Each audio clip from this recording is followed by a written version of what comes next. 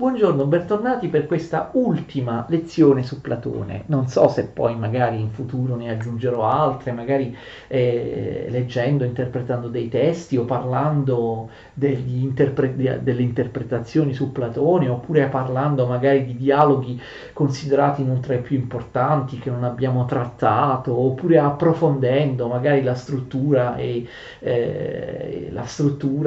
il dibattito di alcuni dialoghi giovanili, non lo so se lo farò in futuro, però per ora questa è l'ultima lezione, non so quante sono davvero tante le lezioni di questo ciclo che ho cercato di rendere il più ordinato, il più chiaro possibile su Platone. Sofì, stai dormendo, ti stiracchi, E quindi parliamo del Timeo, l'unica opera di Platone in cui Platone parla della filosofia della natura. Abbiamo già detto, lo ripeto, alla fine della lezione scorsa, ma come Platone ha sempre detto che alla natura, che è il mondo sensibile, il mondo dei fenomeni, non può essere conosciuto. La natura non è il vero essere, è costituito da enti che nascono, che si trasformano, muoiono, che sono soggetti al divenire, al mutamento, e quindi siccome cambiano continuamente non sono il vero essere, sono l'apparenza, l'illusione.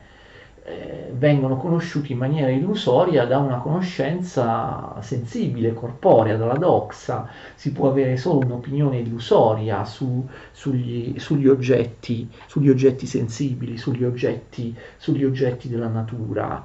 E invece Platone adesso, comunque continua a dire che non può esistere un episteme della Fusis, d'accordo? Non può esistere una conoscenza vera, la conoscenza vera è solo intelligibile, la conoscenza vera si applica solo alle idee, forme, agli archetipi, agli esseri intelligibili. Non si può avere una conoscenza vera, un episteme, una conoscenza scientifica di ciò che è sensibile, dei corpi, degli oggetti materiali. Su questo Platone non cambia idea, però dice che comunque una conoscenza verosimile noi la possiamo avere. In precedenza non avrebbe mai scritto un'opera sulla filosofia della natura, qui invece ci dà una sua visione della filosofia della natura. Attenzione però con alcune limitazioni e con alcune precisazioni.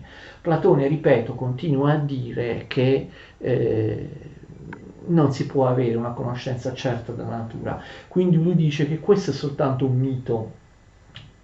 Tanti altri sono i miti di Platone, no? Miti che parlano anche di cose serie, di conoscenze intelligibili, i miti sull'anima, sull'escatologia, sulla sorte dell'anima dopo la morte del corpo, miti che riguardano, no, la conoscenza dell'anima, la metafisica, i due mondi separati, sensibile e intelligibile, miti che riguardano Eros, eccetera, miti che riguardano cose comunque serie.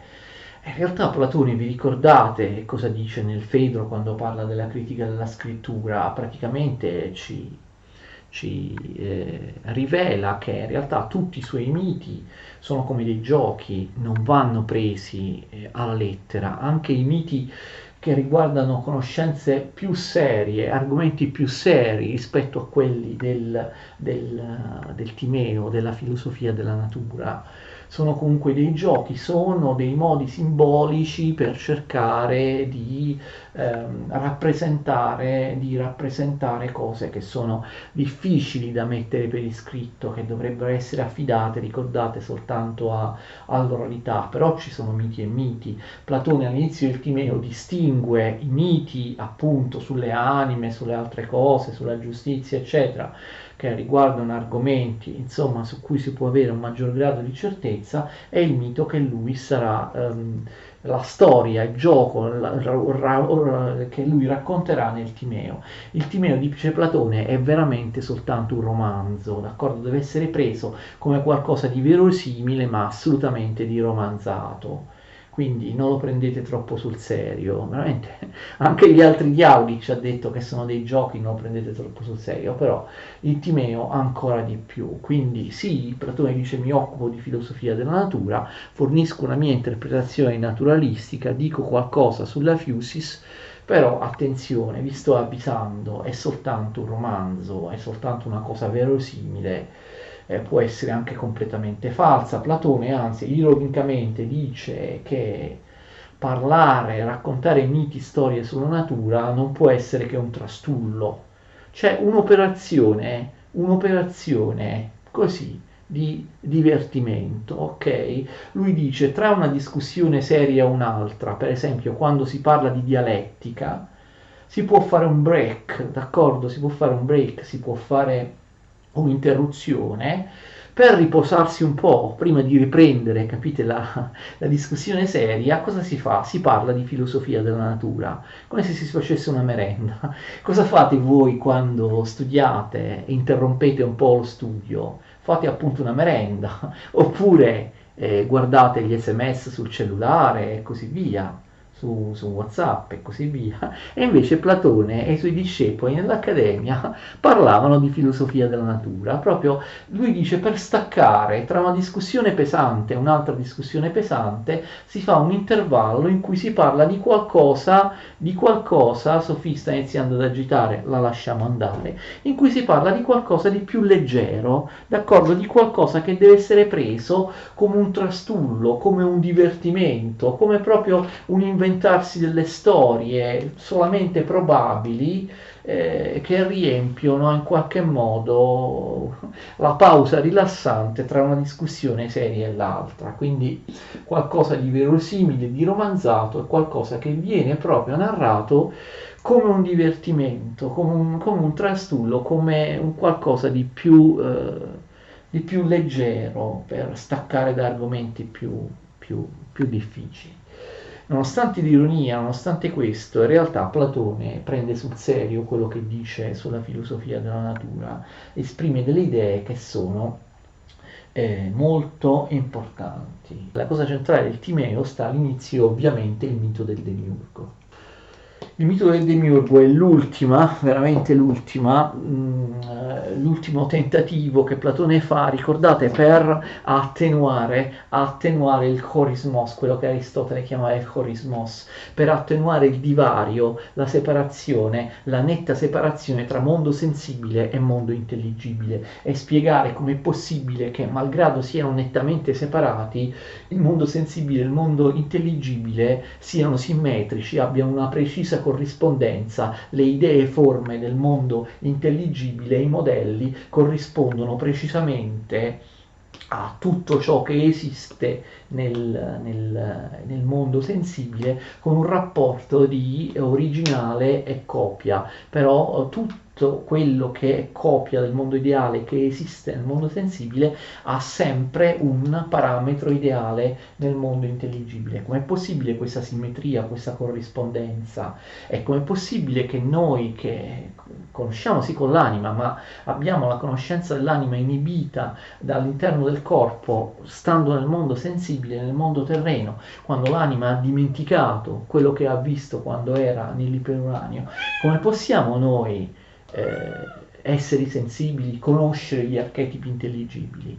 Ricordate che Platone aveva già provato le differenti strade per attenuare, non colmare, certo, ma attenuare almeno la distanza molto forte tra mondo sensibile e mondo intelligibile. Ha trovato delle cose, delle strutture che in qualche modo collegano i due mondi. L'aveva fatto, ricordate, con l'anima, l'aveva fatto con l'eros, aveva provato a farlo, forse non riuscendoci granché, con la dialettica. Adesso fa un ultimo tentativo, che è proprio quello più radicale, più deciso di tutti, perché è un tentativo fisico, è un tentativo naturalistico. Platone ci spiega addirittura non solo qual è il rapporto tra mondo intelligibile e mondo sensibile, ci spiega anche perché gli oggetti sensibili somigliano agli archetipi ideali, e addirittura qual è l'origine degli oggetti sensibili, che nascono, che vengono alla luce proprio perché per imitazione degli oggetti ideali, e c'è un personaggio preciso che plasma, che che inventa gli oggetti sensibili. Questo è il demiurgo, d'accordo? Il demiurgo si trova a plasmare tutti gli oggetti sensibili del nostro universo che prima non esistevano, d'accordo? Il demiurgo si trova di fronte a una materia indifferenziata che è difficile da plasmare, una chora, d'accordo? In greco col chi, C seguito da aspirazione, una chora, ok? Fate attenzione, il demiurgo non è come il dio ebraico, un dio creatore nel senso che crea dal nulla. Abbiamo visto che il dio greco, a differenza del dio giudaico-cristiano, non crea dal nulla, non trova il nulla. Il dio greco trova qualcosa che già esiste dall'inizio dei tempi, che in realtà non sono mai esistiti. La materia, un essere, un qualcosa è sempre esistito, non è stato creato da un dio come nell'ebraismo, nel cristianesimo. Quindi il demiurgo non è un creatore, nel senso che crea dal nulla. Il demiurgo è un plasmatore.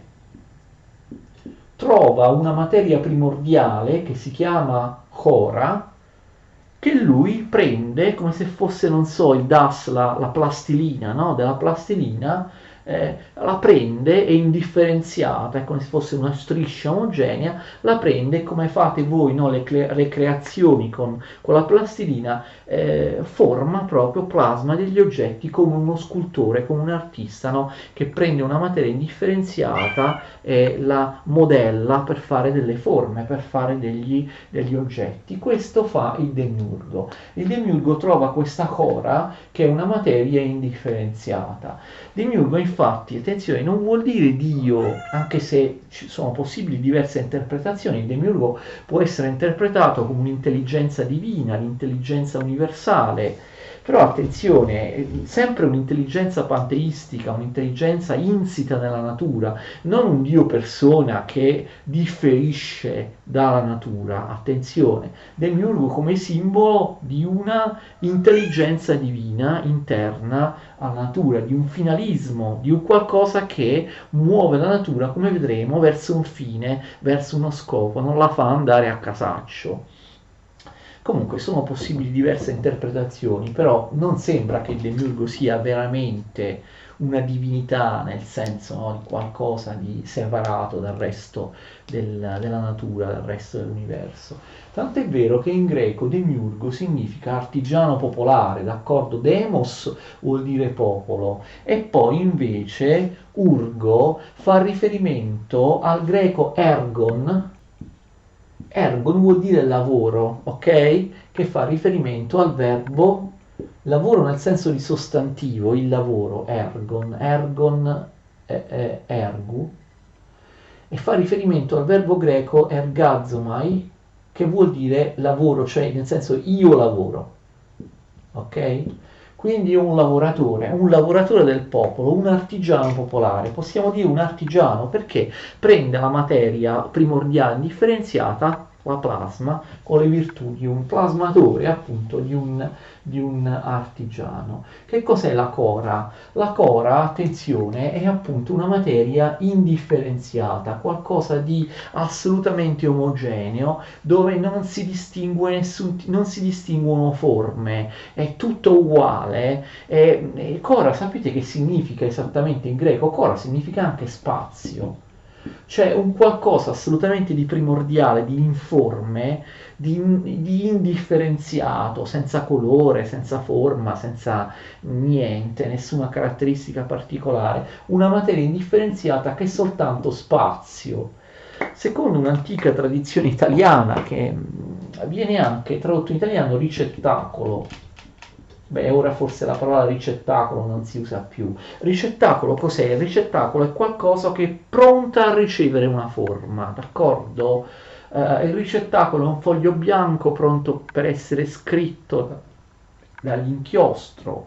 Il ricettario è una lamina che è pronta a essere incisa. Il ricettario è una tela pronta a essere dipinta, è soltanto puro spazio dove non c'è nulla di differenziato.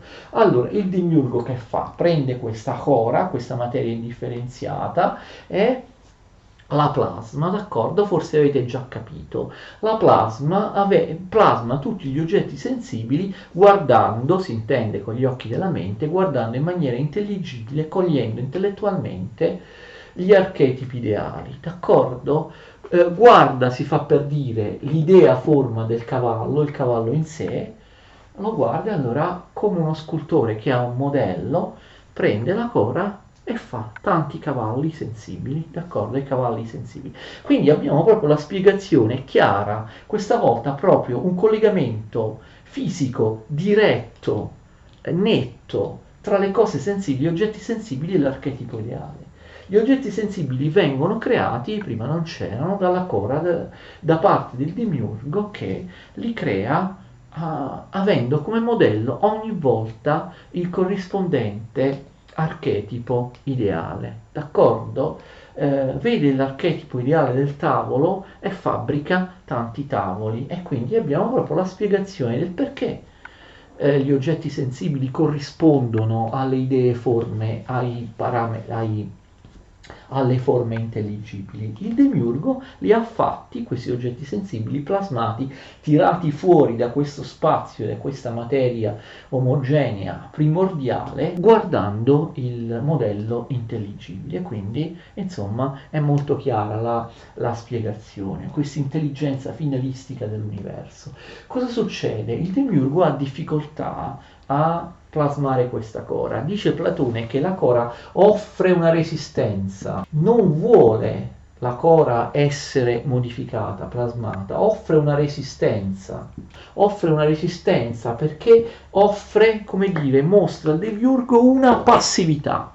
Non vuole essere messa in azione, vuole restare allo stadio primordiale e quindi offre una passività, d'accordo? E questo demiurgo ha difficoltà, deve vincere questa passività, questa resistenza, d'accordo? Questa resistenza. Attenzione, Platone è più preciso, questa passività, questa resistenza che la cora offre al demiurgo, con cui si oppone al demiurgo, è la necessità.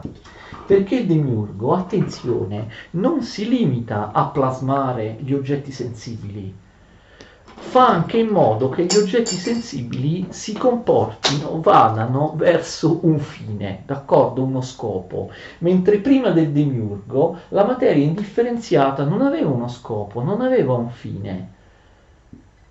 Agiva senza uno scopo, quindi era nel regno della necessità. Un po' come Democrito. Ovviamente Platone si sta contrapponendo, sta criticando la teoria di Democrito, quella, ricordate, della materia che si muove, gli atomi si muovono in base a una necessità cieca, senza avere un fine, senza avere uno scopo.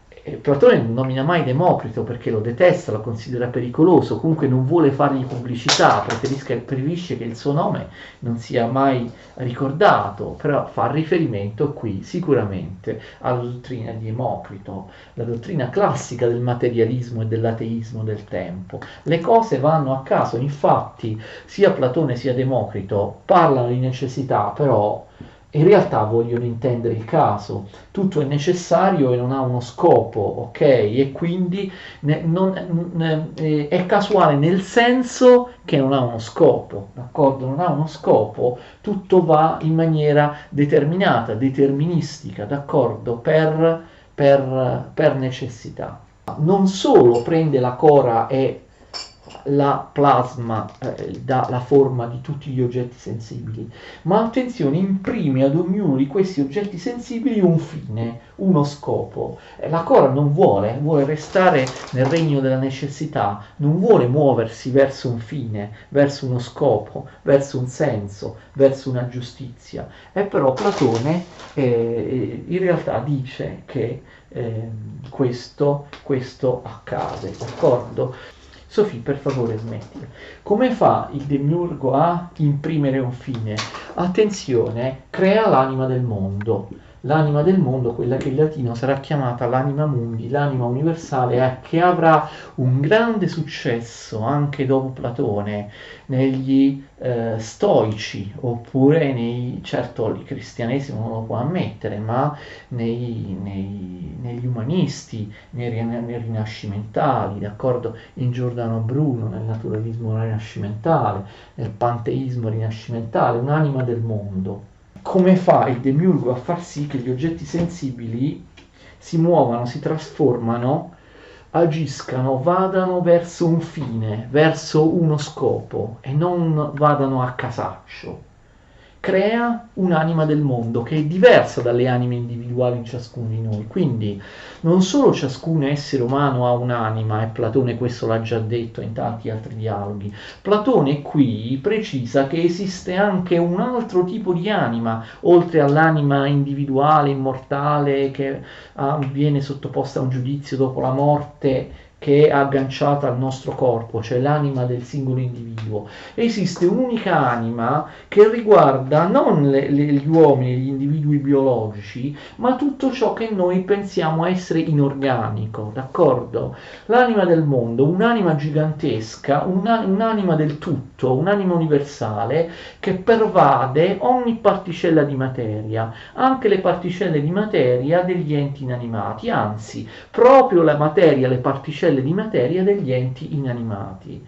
Platone non può accettare che gli enti inanimati, con gli atomi di Democrito, gli enti non biologici vadano a caso, non abbiano una guida, non abbiano un fine, uno scopo, e questo fine e scopo viene dato dall'anima del mondo. Quindi capite, non solo vengono plasmati gli oggetti sensibili, ma vengono direzionati in base a un fine e a uno scopo. Il loro movimento non è casuale o comunque deterministico in maniera cieca, come diceva Democrito. Il loro movimento, come dirà anche Aristotele, anche se Aristotele non crede nell'anima del mondo, è diretto verso un fine, a uno scopo, d'accordo, a uno obiettivo. E quindi quest'anima universale. Platone ribadisce nel Timeo ciò che ha detto in tantissimi altri luoghi, che la caratteristica dell'anima è quella di automuoversi e di muoversi tu, e di muovere tutto. Non vale solo per gli enti biologici, non vale solo per i movimenti volontari del mio corpo, vale anche per gli enti non biologici, d'accordo? Per gli esseri inanimati, perché anche loro si muovono, d'accordo?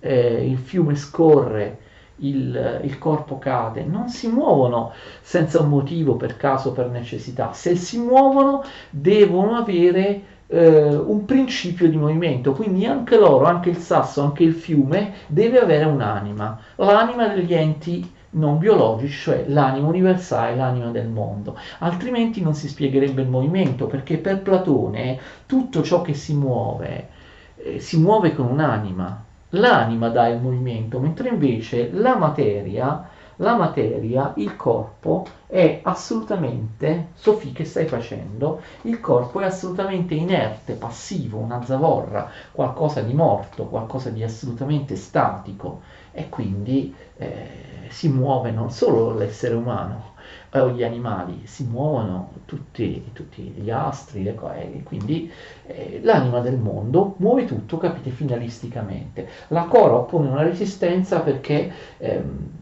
vive vuole mantenere quella necessità che è primordiale. Invece alla fine il demiurgo riesce a vincere questa resistenza, questa passività, questa necessità della Cora, della materia primordiale, e dà alla Cora non solo una forma, una morfologia, tutti gli esseri della natura, ma anche un fine, uno scopo che prima non aveva, attraverso l'anima del mondo. Anzi, addirittura, attenzione, Platone dice che il demiurgo crea prima l'anima del mondo e poi i singoli oggetti sensibili. Quindi già da quando vengono plasmati hanno un fine, uno scopo per cui, in base a cui muoversi, in base a cui ehm, trasformarsi, dar luogo a uno o all'altro fenomeno.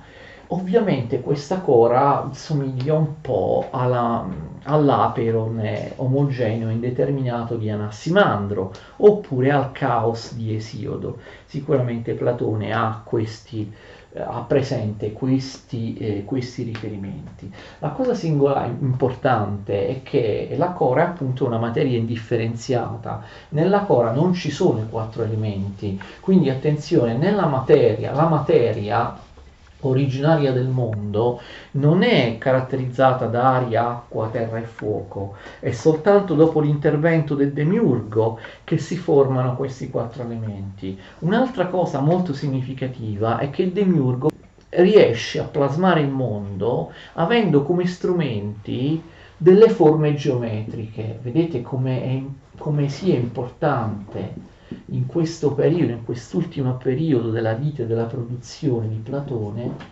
come sia importante la matematica e i numeri, la scienza.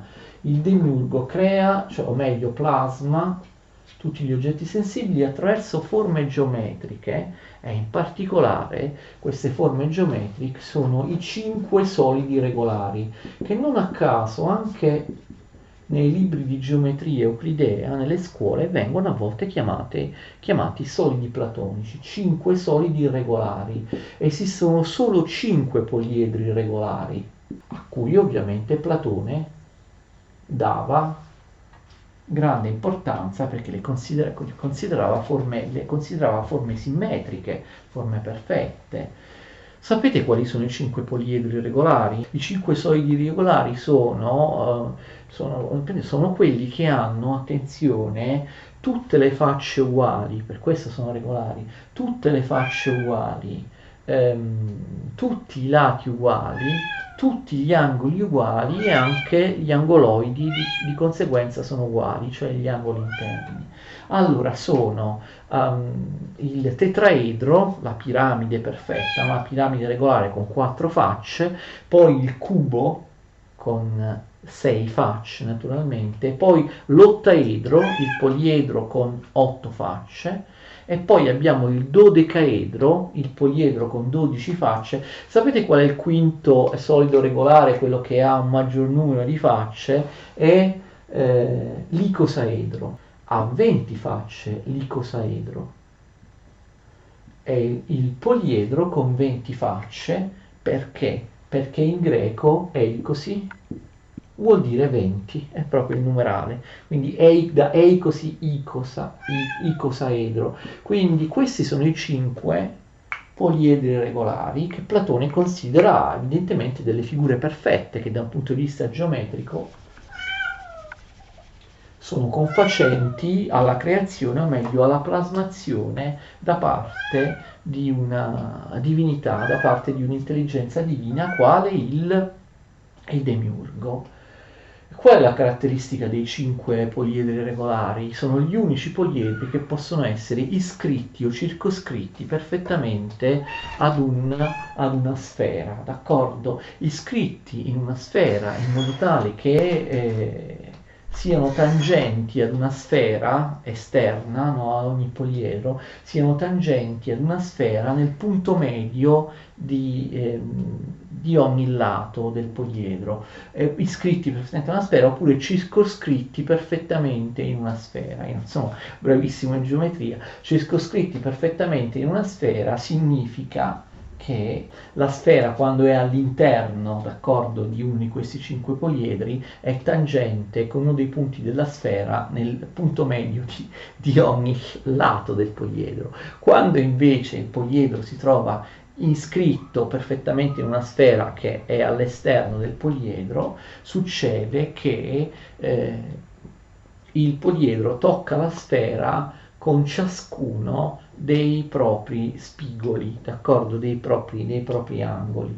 Quindi i 5 solidi regolari sono simili alla sfera, quindi hanno delle proprietà simili alla sfera, vengono visti da Platone evidentemente come i poliedri più perfetti delle figure solide, delle figure geometriche particolarmente nobili, e quindi usa questi 5 poliedri regolari.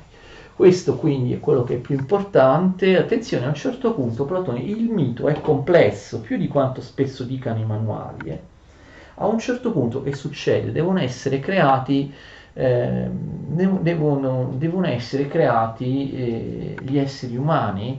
Gli esseri umani non vengono creati direttamente dal demiurgo, ma dagli dei creati, cioè il demiurgo tra le cose che crea anche delle divinità inferiori a lui che a loro volta creano gli esseri umani o altre forme sensibili, perché se fossero state create dal demiurgo sarebbero perfette, sarebbero troppo perfette e questo non è possibile, quindi le facciamo creare dagli dei creati.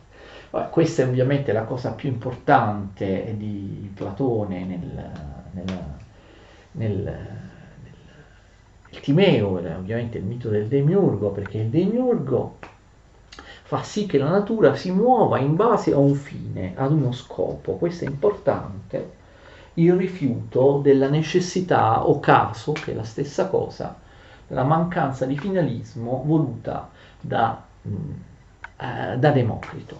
C'è un principio finalistico, quest'idea ottimistica e idealistica che la natura, tutta la natura, anche le cose che sembrano più banali e insignificanti, si comporti, si muova, in base ad un fine, finalisticamente, passerà anche in Aristotele, sarà condivisa anche da Aristotele, anche se Aristotele non la farà avvenire tramite l'anima del mondo, d'accordo? Altre cose che vengono dette nel Timeo, ma certamente sono cose di minore importanza. Che succede? Succede che nella seconda parte del Timeo, questo è molto divertente, è davvero un romanzo, Platone si produce in una complessa descrizione della fisiologia e della patologia umana, cioè parla di tutti gli organi del corpo, del sangue, della fisiologia del corpo umano e poi anche delle malattie, delle patologie, eccetera. È molto divertente perché è una cosa del tutto senza senso, vengono nominati organi che non esistono, cioè vabbè, ovviamente sono cose che non hanno alcun senso in base alla medicina moderna.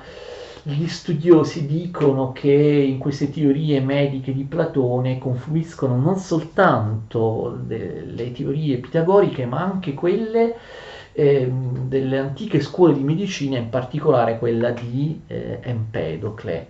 Comunque, insomma, parla di tutte queste cose, alla fine parla non solo degli uomini, proprio alla fine, un pezzo molto breve, parla anche degli animali, fa una sorta di biologia degli animali, di tassonomia zoologica, distingue gli uccelli dai pesci, ma è molto breve. La cosa piuttosto significativa, un po' triste, è che lui parla della donna separatamente dall'uomo, cioè la femmina diversa dal maschio ne parla quando parla degli animali. E quindi anche qui tratta molto male la donna, che evidentemente, anche se non lo dice esplicitamente Platone, la donna evidentemente non ha l'anima razionale, come gli animali non hanno l'anima razionale, però su cosa pensi esattamente Platone degli animali non è chiaro, perché ricordate che gli animali possono essere anche esseri in cui ricordate, si siano reincarnati anime umane, anime che nella vita precedente erano uomini, e poi comunque anche le donne hanno la possibilità della reincarnazione. Questo viene detto esplicitamente nel mito di ve lo ricordate? Vede tra le anime che scelgono il nuovo corpo per rinascere anche personaggi femminili come Atalanta, la figura mitica di Atalanta. Quindi se le donne possono avere un'anima che esce dal corpo, va nel mondo intelligibile, si reincarna in un altro corpo, vuol dire che anche le donne hanno l'anima razionale. Però in altri casi, quando Platone dice che le donne non possono fare filosofia, sembra negare alle donne l'anima razionale, e anche in questo caso Platone purtroppo alla fine dice, sia pure velocemente, occupiamoci degli animali, e tra gli animali lui elenca la donna, tra i pesci, gli uccelli eccetera, la donna viene inserita tra gli animali. Un'ultimissima cosa e poi chiudiamo veramente tutto Platone con questa lezione. Platone parla del tempo e non si capisce assolutamente che cosa dice le cose un po' strane. Distingue due tipi di tempo, un tempo, lo chiamiamo così perché non sappiamo come chiamarlo, un tempo col trattino, un tempo Chronos, che il tempo che scorre sulla Terra, ok? Percepito nel mondo sensibile, è un tempo che per lui è più nobile, che riguarda i cieli, che possiamo chiamare un tempo aion. Cioè c'è il tempo che scorre sulla Terra, lui dice, è più ignobile del tempo che scorre nei cieli. C'è un mondo terrestre che ha un certo tipo di tempo e un mondo celeste che ha un altro tipo di tempo. Il tempo terrestre è quello normale, il cronos, il tempo cronologico, no? Da cronos, cronologico, il tempo che riguarda la nostra percezione, la percezione della nostra coscienza, mentre invece il tempo dei cieli che non viene percepito dalla nostra coscienza è un tempo aion. Aion significa eternità o comunque epoca, grande lasso di tempo. Cosa significa? Qual è questa distinzione? Cos'è questa distinzione? Non si capisce bene. Molti hanno pensato che Platone, più che riferirsi al tempo, si stia riferendo al movimento. Cioè, questo sarebbe suffragata quest'idea dal fatto che Aristotele, ed è molto famoso, dice che i movimenti sulla nostra Terra, quello che lui chiama mondo terrestre, sono diversi dai movimenti, diversi e peggiori, più ignobili, dei movimenti perfetti,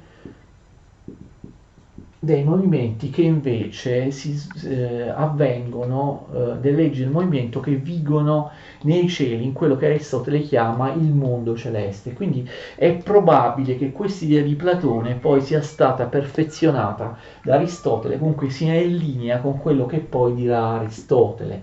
Quindi che Platone dica che il tempo passi in maniera diversa, irregolare e ignobile sulla terra, invece regolare e ignobile nei cieli, perché sta pensando a diversi tipi di movimento, d'accordo?